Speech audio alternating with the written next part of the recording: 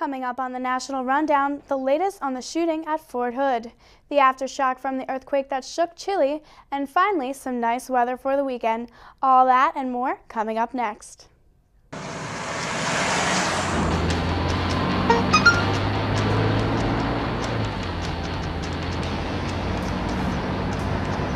The average text takes your eyes off the road for nearly 5 seconds.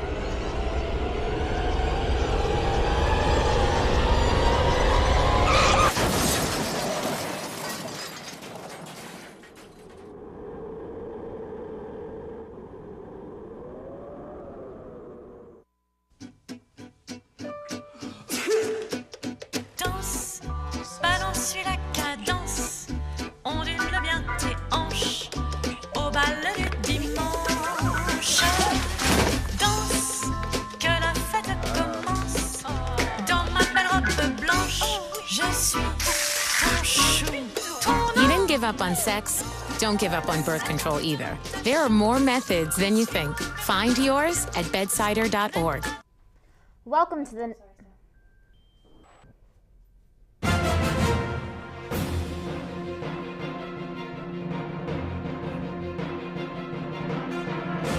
Welcome to the National Rundown. I'm Stephanie Gano. And I'm Allie Hodgson. A soldier has killed 3 people and wounded 16 others before turning the gun on himself yesterday at Fort Hood in Texas. All those wounded and killed were military personnel. The suspected shooter is Specialist Ivan Lopez. Lopez was being evaluated for post-traumatic stress disorder, but was not diagnosed with the illness. Now let's go over to CBS reporter Bagad Shaban for more information on the shootings in Fort Hood. The Army base is back open today after being put on lockdown for several hours last night. Investigators are still looking into a possible motive, but have not determined whether the shooter was targeting specific soldiers or if the attack was random. We have an active shooter on Fort Hood. Following the second deadly shooting rampage at Fort Hood in 5 years, military investigators are today interviewing family, friends, and fellow soldiers of Army Specialist Ivan Lopez.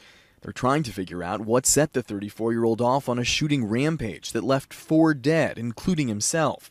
16 others were injured. It ended when Lopez took his own life after an officer confronted him in a parking lot. Seek shelter immediately.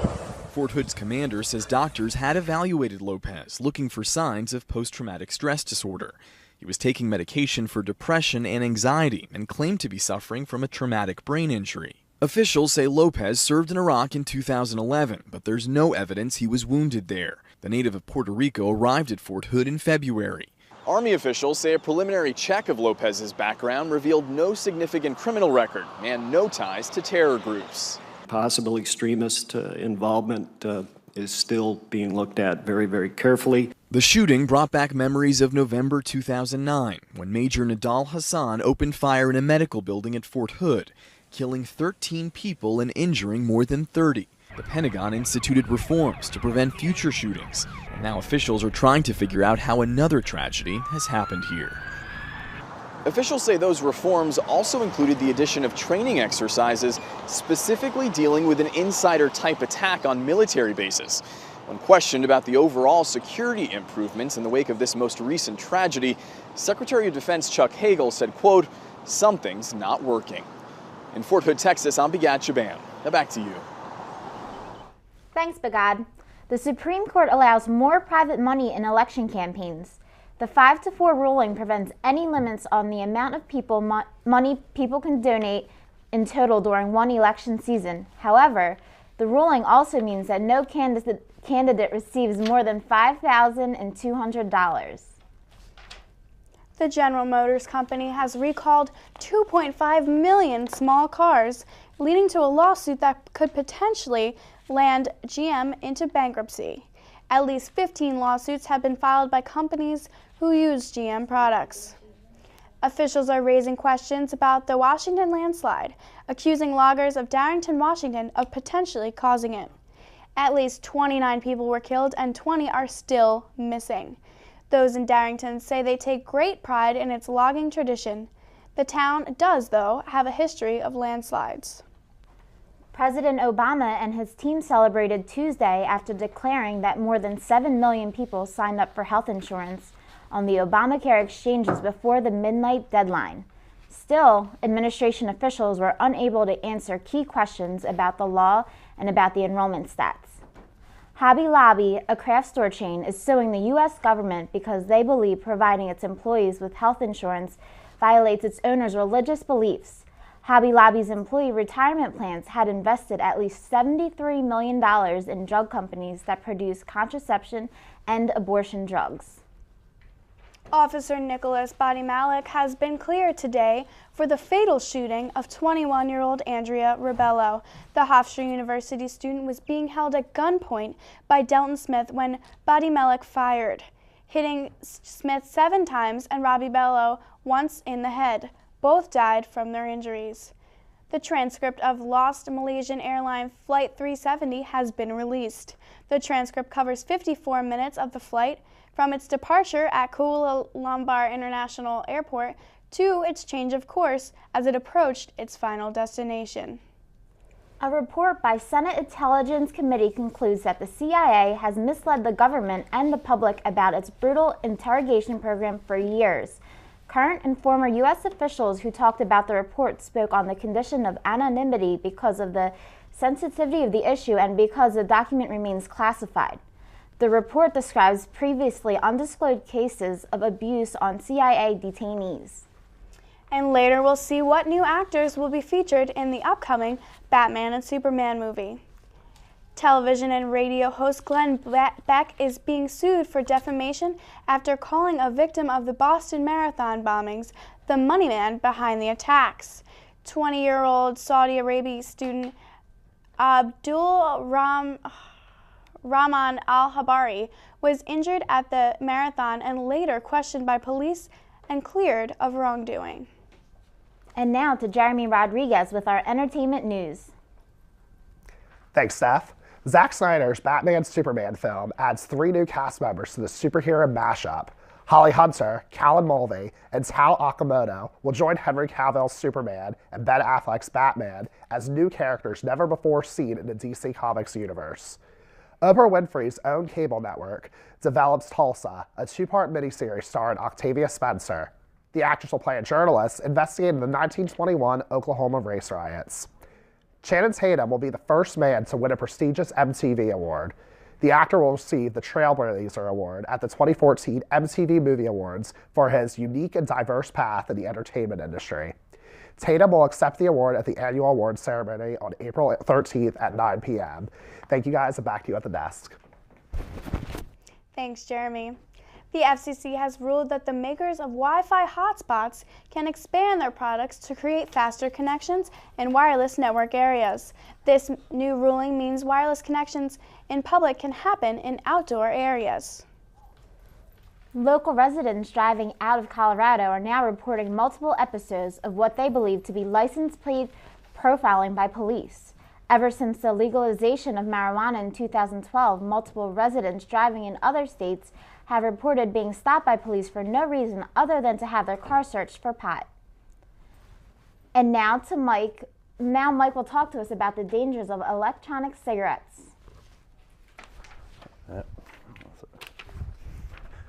Hey guys, how are you? Well, electronic cigarettes are really increasing in popularity these days, and people all across the nation are puffing away on these vapors. But recent statistics show they might be just as dangerous as cigarettes. All right, so what makes them so dangerous? Well, you see, the nicotine, it's a drug, and in the concentrated liquid form, in these devices, it can potentially be even more dangerous to the consumer. So what happens to the consumers? Well, the nicotine is poisoning people who come in close contact with it, and the Center for Disease Control has reported 215 cases within the month of February, 51% of which were children. Wow. Why would children be attracted to something like this? Well, they come in a lot of fun flavors like banana, bubble gum, and spearmint, and it really attracts the kids, and they smell it, and they want it for their own. Okay. It's crazy. A shame. Well, It is thanks a for all shame. that useful information. I'm glad I don't Hey, smoke. no problem, absolutely. And here's Rebecca with the World News Minute.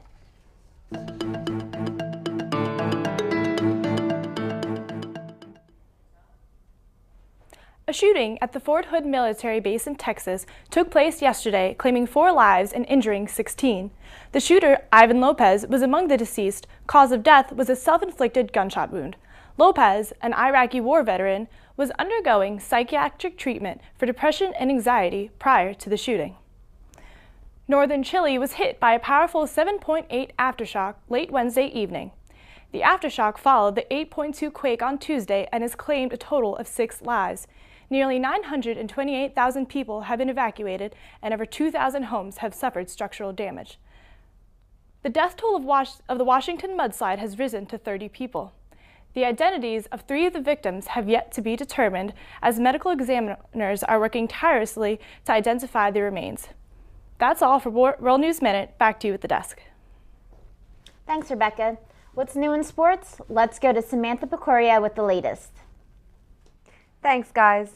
Derek Jeter is not sure how he will feel on Tuesday when he begins his final season with the New York Yankees against the Houston Astros. Jeter announced in February that his 20th big league season will be his last. This will mark the end of his career, in which the shortstop was a 13-time All-Star and helped the Yankees to get 5 World Series titles. Talk show host and former football star Michael Strahan is talking about reports that he is expected to soon join the cast of ABC's Good Morning America on a part-time basis. The former New York Giants works for Fox Sports during the football season. He has also assured his viewers that the talk show is his top priority. Zombies can be found everywhere these days, and now they have even invaded Citizens Bank Park. The new zombie stuffed toys are equipped with Philadelphia apparel and toothless smiles. Although the zombies have made their appearance at the Majestic Clubhouse store and Citizens Bank Park, the Fanatic still rules with the new Fanatic Fun glasses. They have an iconic snout along with pink and purple eyebrows. They will be available all season throughout the stadium and will be a giveaway in celebration of the Fanatic's birthday celebration on May 18th. This has been your sports. I'm Samantha Pecorio. Back to you guys at the desk. Thanks, Samantha. Now let's take a look at the weather with Anika. Today was a beautiful day with a high of 64 degrees. Later on, we're going to drop into the lower 44s, and it's going to be a 90% chance of rain. Now let's take a look at our 5-day weather forecast. Tomorrow, we're going to see a 40% chance of rain with a high of 48 and a low of 47. It's going to be pretty steady throughout the day. Saturday is going to be really sunny. It's going to be very beautiful with a high of 57 and a low of 35. Sunday is going to be partly sunny with a high of 48 and a low of 24. Monday, we're going to see rain again with a 70% chance. It's going to be a high of 55 and a low of 52. Tuesdays, we're going to see all clear skies again. It's going to be a high of 57 degrees and a low of 41. Now let's take a look at our weather window. And I think it's safe to say that the snow is finally over. Today was a beautiful day. Although we had an overcast, it was still really nice out. Everyone brought out their flip-flops and their shorts and their short sleeve shirts. It was definitely an appropriate day to wear what everybody had on today. Okay. You know, I'm just so glad to hear that the snow is finally done with. I was just so tired of it, and every time we thought it was done, it wasn't. It just came back. So it's good to know that it won't be coming any longer. Fingers crossed. Yeah. Well, I heard by the end of the next week, it's supposed to be getting in the 70s, so I think it is safe to say that. Yeah. Oh my goodness. Excited. Summer dresses, that's all I can think of. Yeah. Well, that's all for your National Rundown. I'm Stephanie Gano. And I'm Allie Hodgson. Thanks for watching.